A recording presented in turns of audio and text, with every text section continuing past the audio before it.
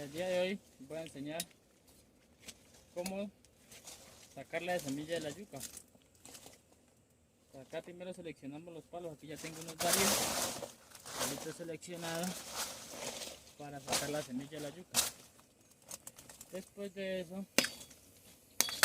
le quitamos una parte que ya no sirve, entonces así ya después seguimos seleccionando más o menos de a 20 centímetros cada palito de yuca.